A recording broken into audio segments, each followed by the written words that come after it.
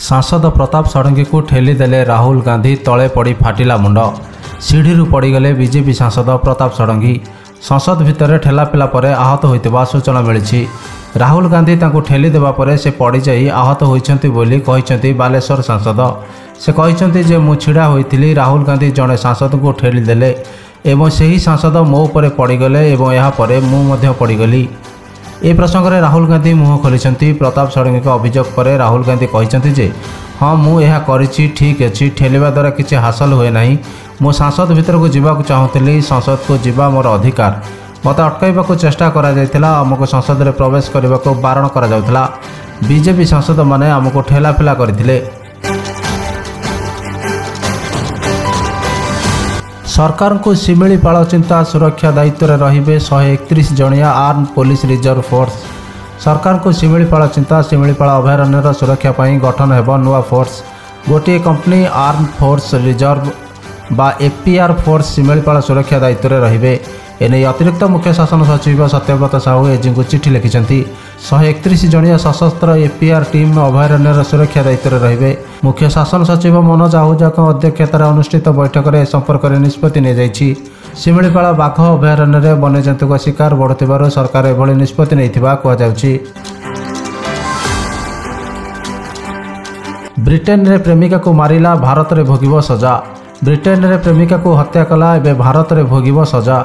2020 मसीह Britain रे एक प्रेमिका को हत्या मामला रे दोषी प्रेमिक को भारत को प्रत्यार्पण करिछि ब्रिटेन।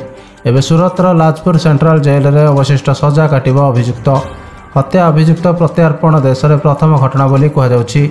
सूचना अनुसार 2020 मसीह गुजरात बालसाद जिला अंतर्गत उमर गाँव जिगु कुमार सोर्थी ब्रिटेन रे तार प्रेमिका को हत्या करिथिला। उभय विवाह करने को प्रस्तुत थिले, हेले अभियुक्त प्रेमिका प्राय सबु समय गंडगोल करुथिबारु विवाह पर राजी होई नथिले प्रेमिका। शेष में रागरे छुरी भूसी हत्या करने पर आत्मसमर्पण करिथिला जिगु।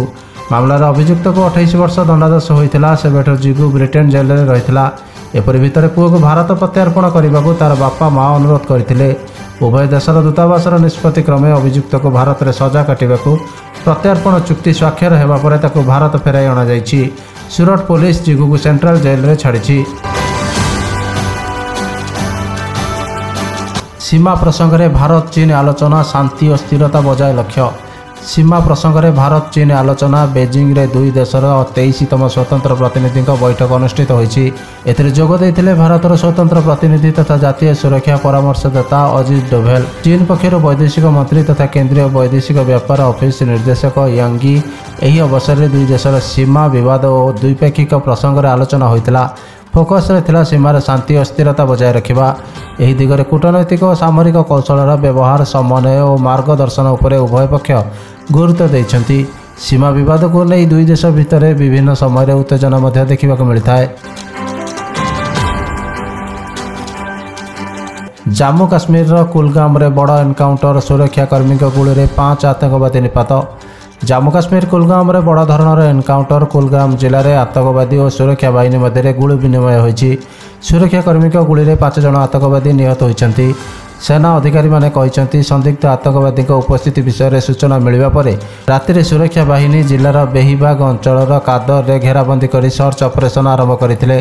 आतंकवादी माने सुरक्षा बाहिनी उपर को गुली चलाइबार सर्च ऑपरेशन एनकाउंटर रे परिणत होइतिला।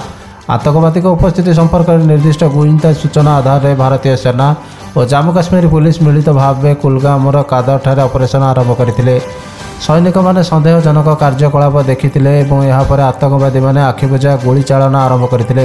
एक समय दक्षिण काश्मीर स्थानीय आतंकवादी संगठन गढ़ भाव जना एवं एबे जो आतंकवादी सेठारे रहिछंती सेमानकु ऑपरेशन ऑल आउट अधीन निपात करा जिवो बोली भारतीय सेना कहिछि।